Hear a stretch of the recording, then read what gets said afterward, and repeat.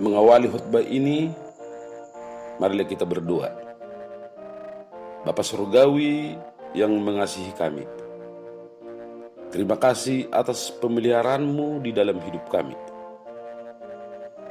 Sebentar lagi kami akan mendengarkan sebagian dari firman-Mu. Kiranya Engkau yang memimpin hati dan pikiran kami.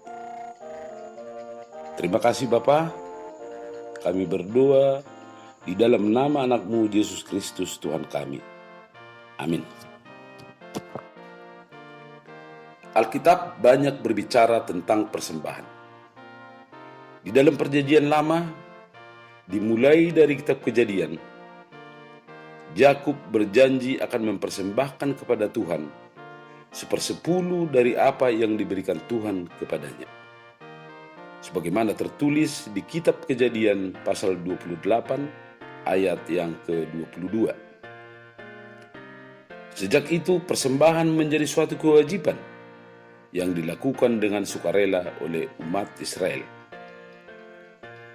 Dari pihak Tuhan juga menyerukan hal persembahan ini sebagaimana tertulis di kitab Keluaran pasal 25 ayat 2 yang berkata, "Katakanlah kepada orang Israel supaya mereka memungut bagiku persembahan khusus dari setiap orang yang terdorong hatinya. Haruslah kamu pungut persembahan khusus kepadaku itu." Demikian firman Tuhan. Di satu sisi Tuhan mengharuskannya, dan di sisi lain umat Israel memberikannya dengan kerelaan. Dengan pemahaman itu, maka kewajiban dan kerelaan tidak perlu untuk dipertentangkan. Umat Israel memberi persembahan sebagai kewajiban yang mereka laksanakan dengan sukarela. Dengan kata lain, Tuhan memberi berkat dan umat Israel berterima kasih.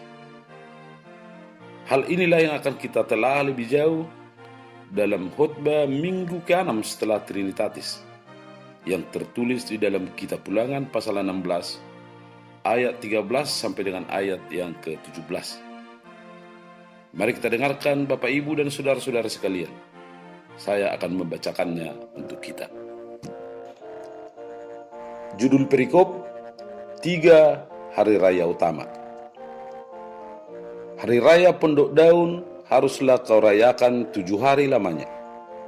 Apabila engkau selesai mengumpulkan hasil tempat pengirikanmu dan tempat pemerasanmu,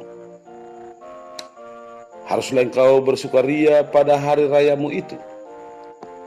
Engkau ini dan anakmu laki-laki serta anakmu perempuan, hambamu laki-laki dan hambamu perempuan, dan orang Lewi, orang asing, anak yatim, dan janda yang di dalam tempatmu. 7 hari lamanya harus engkau mengadakan perayaan bagi Tuhan Allahmu di tempat yang akan dipilih Tuhan, sebab Tuhan Allahmu akan memberkati engkau dalam segala hasil tanahmu dan dalam segala usahamu, sehingga engkau dapat bersukaria dengan sungguh-sungguh. 3 kali setahun setiap orang laki-laki di antaramu harus menghadap hadiran Tuhan Allahmu ke tempat yang akan dipilihnya, yakni pada hari raya roti tidak beragi, pada hari raya 7 minggu, dan pada hari raya Pondok Daun. Janganlah ia menghadap hadirat Tuhan dengan tangan hampa, tetapi masing-masing dengan sekedar persembahan sesuai dengan berkat yang diberikan kepadamu oleh Tuhan Allahmu. Demikian firman Tuhan. Bapak, Ibu, dan saudara-saudara sekalian yang terkasih dalam nama Yesus Kristus. Umat Israel memiliki 3 hari raya besar yang mereka rayakan setiap tahun, yaitu Hari Raya Roti Tidak Beragi, Hari Raya 7 Minggu, dan Hari Raya Pondok Daun. Ketiga hari raya ini mereka rayakan dengan sukacita dan menyerahkan persembahan kepada Tuhan. Secara khusus, pembacaan kita ini adalah mengenai Hari Raya Pondok Daun. Hari Raya Pondok Daun dirayakan oleh umat Israel karena 2 hal.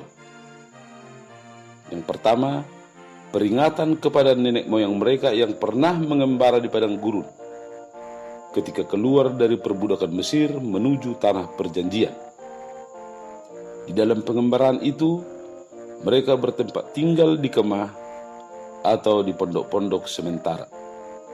Yang kedua, merayakan kasih pemeliharaan Tuhan dalam kehidupan mereka, di mana Tuhan memberkati usaha-usaha pertanian mereka sehingga menghasilkan panen yang melimpah. Perayaan ini dilaksanakan pada masa panen puncak. Perayaan Penduk Daun mereka rayakan turun-temurun, dan rangkaian perayaan ini adalah beribadah, mempersembahkan korban kepada Tuhan, dan bersukacita. Dan sebagai perayaan bagi Tuhan, maka mereka melaksanakan perayaan Penduk Daun ini dengan prinsip yang berpusat pada Tuhan dan mengucap syukur pada Tuhan di dalam sukacita. Mereka memberikan persembahan kepada Tuhan dari hasil panennya atas dasar seberapa berkat yang diberikan oleh Tuhan kepada mereka.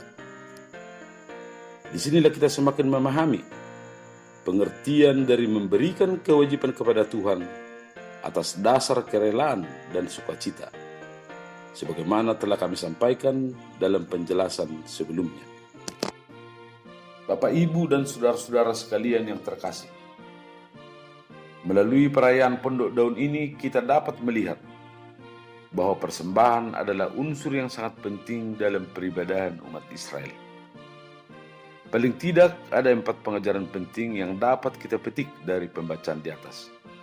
Yang pertama, memberikan persembahan kepada Tuhan adalah tindakan iman, bentuk pengucapan syukur karena Tuhan telah memberkati hidup kita. Yang kedua, memberikan persembahan kepada Tuhan bukan dengan maksud supaya Tuhan memberi berkat. Persembahan bukan semacam umpan kecil untuk mendapatkan hasil pancingan yang besar. Persembahan bukan alat untuk menyogok Tuhan. Yang ketiga, memberikan persembahan kepada Tuhan haruslah dengan hati yang tulus dan penuh sukacita. Selanjutnya, di dalam Perjanjian Baru, bagaimana Yesus memaknai persembahan ini? Di dalam epistel yang diambil dari Injil Markus pasal 12 ayat 41 sampai dengan ayat yang ke-44, dapat kita lihat bahwa Yesus sangat menghargai orang yang memberi persembahan dengan hati yang tulus. Yesus mengecam pemberian dengan motif pamer. Yesus mengecam pemberian yang penuh kepura-puraan, yakni memberi dengan tangan kanan, tetapi merampas dengan tangan kiri. Yesus mencela setiap pemberian yang tidak tulus, dan Yesus tidak berkenan kepada orang yang memberi persembahan tetapi tidak memberi hati dan hidupnya kepada Tuhan. Itulah sebabnya Yesus memuji persembahan seorang janda miskin. Bukan karena kecilnya persembahan itu, tetapi karena memberi dari kekurangannya semua yang ada padanya, yaitu seluruh nafkahnya. Markus 12 ayat 44. Kemudian Rasul Paulus di dalam suratnya kepada jemaat di Korintus kembali mengingatkan bahwa persembahan adalah wujud dan tanggung jawab bersama dalam pembangunan tubuh Kristus. Mengumpulkan persembahan harus dilakukan dengan rasa tanggung jawab dan melaksanakannya dengan teratur dan terencana. 1 Korintus pasal 16 ayat 1 dan ayat 2. Rasul Paulus juga mendidik anggota gereja dalam persembahan untuk membantu orang-orang kudus. Roma pasal 12 ayat 13. Semua itu harus dilakukan sebagai kewajiban yang didasarkan atas kerelaan dan sukacita. Bapak, Ibu, dan saudara-saudara sekalian yang terkasih dalam nama Yesus Kristus, mengakhiri khotbah ini, marilah kita mengingat 4 hal. Yang pertama, kita adalah umat yang senantiasa berjalan dari satu titik kehidupan ke titik kehidupan berikutnya.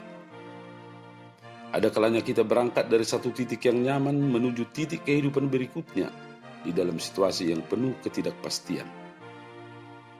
Di dalam perjalanan itu Tuhan hadir dan menuntun kita, serta mencukupkan apa yang menjadi kebutuhan kita. Atas semua itu, kita harus mengucapkan syukur kepada Tuhan. Yang kedua, hidup kita adalah hidup yang terhubung kepada Tuhan. Hidup yang terhubung kepada Tuhan adalah hidup yang tidak boleh lepas dari kehidupan yang beribadah dan kehidupan yang mengucap syukur. Apa yang menjadi persembahan kita adalah gambaran hubungan kita dengan Tuhan. Yang ketiga, ketika kita tidak melaksanakan persembahan kepada Tuhan, itu adalah sinyal betapa buruknya hubungan kita dengan Tuhan. Kita tidak lagi merasakan berkat yang kita terima sebagai berkat dari Tuhan.